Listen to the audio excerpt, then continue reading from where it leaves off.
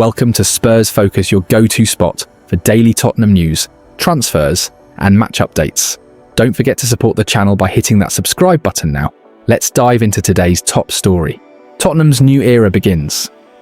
CEO Vinay Venkatesham has promised fans that the Lewis family are fully committed to making Spurs a trophy-winning force, with ambition, passion, and belief at the heart of the project.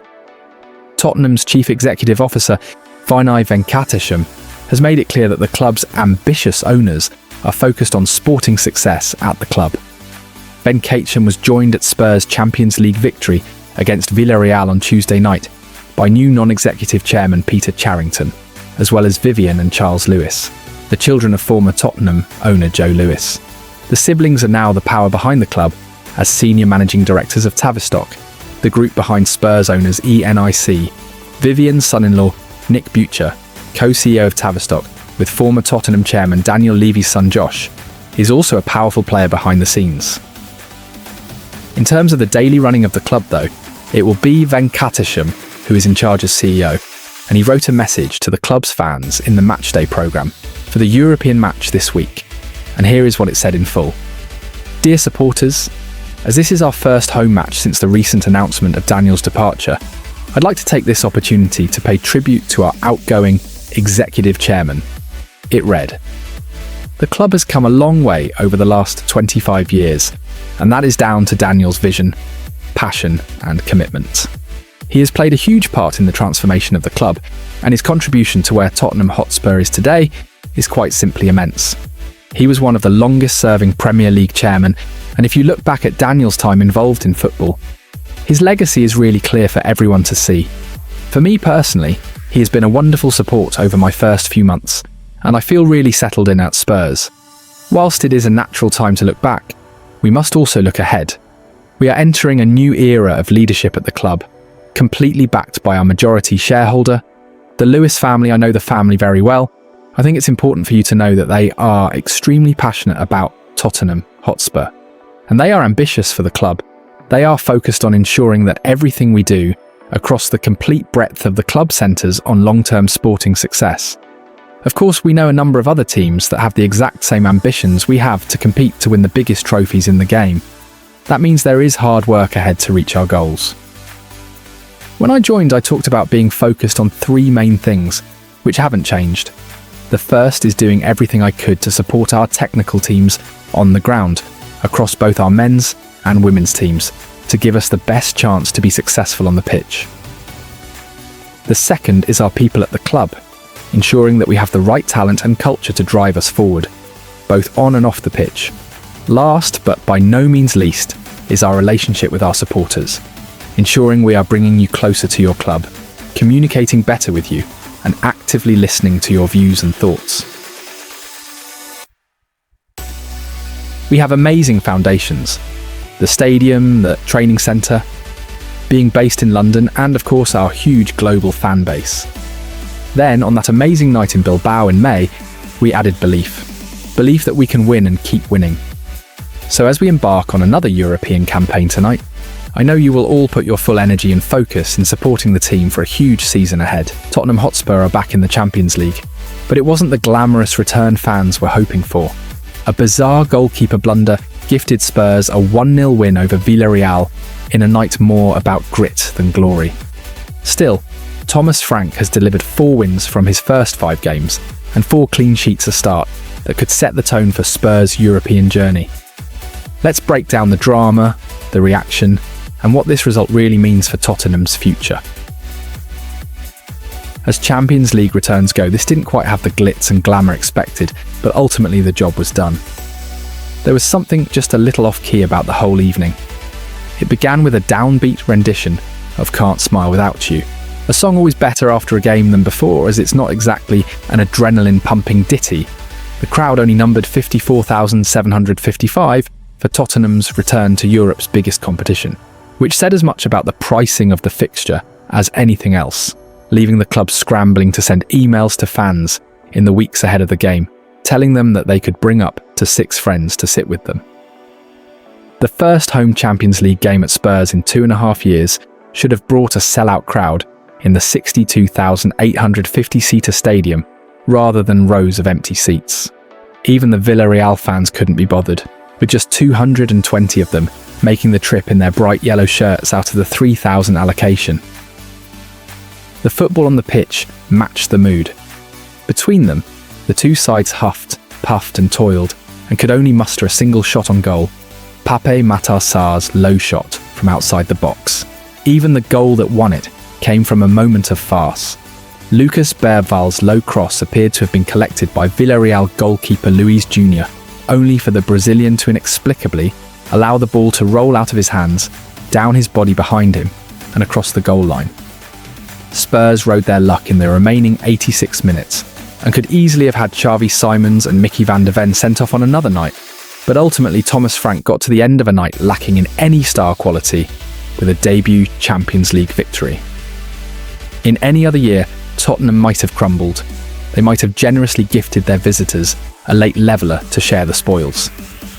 Instead, in the toughest competition in the sport, against a tricky side with previous and shocking so-called bigger clubs, Spurs grabbed all 3 points to kick off their Champions League campaign.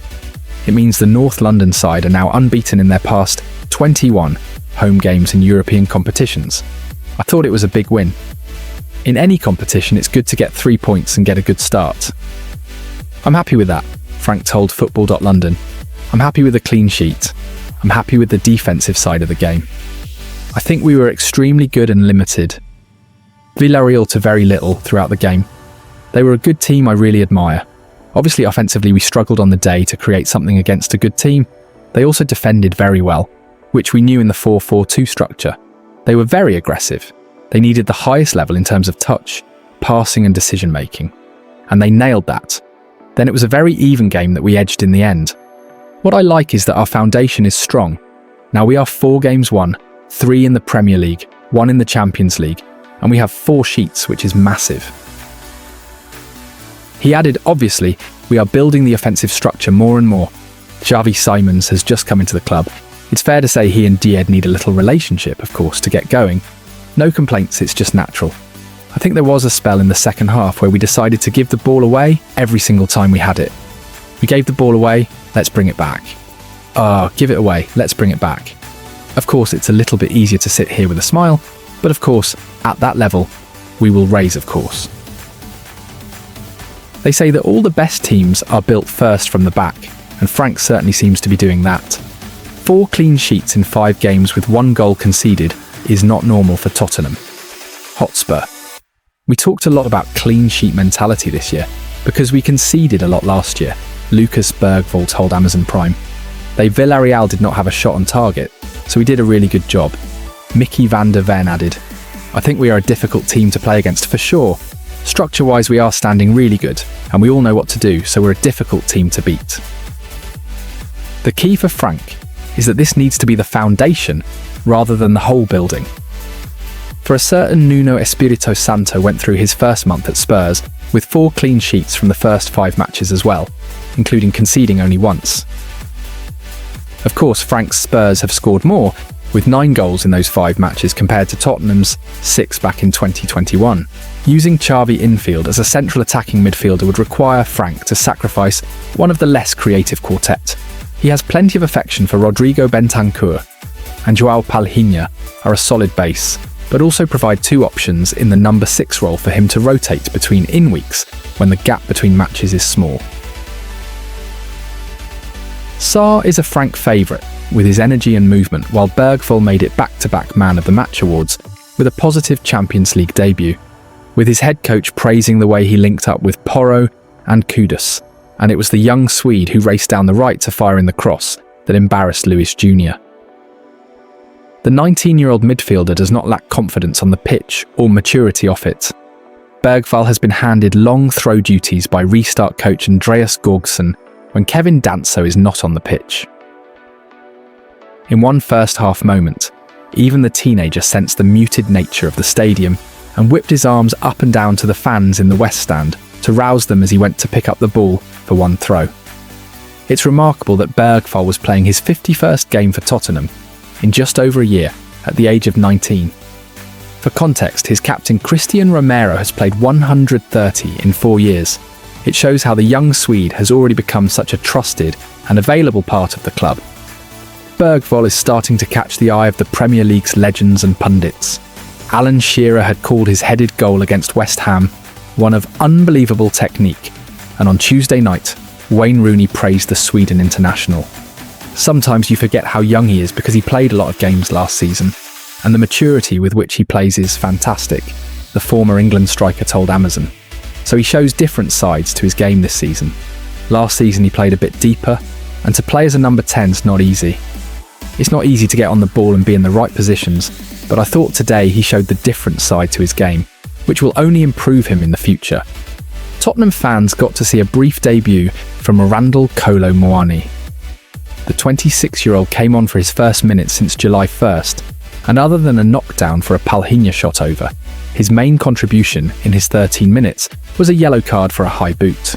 The Frenchman is going to need more minutes to get sharper, and when Dominic Solanke eventually returns from his ankle problem, it will be interesting to see whether Frank uses Kolo Muani as a second striker or out wide, as well as through the middle. Frank has a large group of players desperate for football at the moment, and many of them took part in a late-night training session, with goals pulled into the middle of the pitch after the final whistle on Tuesday night. It was a remarkable day for 16-year-old Junai Byfield, who played 90 minutes as Spurs U19s beat Villarreal 5-3 at Hotspur Way on Tuesday afternoon. Then, after a quick shower and change, he raced across to the Tottenham Hotspur Stadium because Frank had named him on the bench in the Champions League. Byfield was also on the bench in the UEFA Super Cup, and it shows just how highly the coaching staff at Spurs rate him. Next week's Carabao Cup tie against League One side Doncaster Rovers will give Frank a chance to hand out much-needed minutes to plenty within his squad, and Byfield will be hoping he might have a chance to become the club's second youngest ever debutant, just 13 days behind Mikey Moore.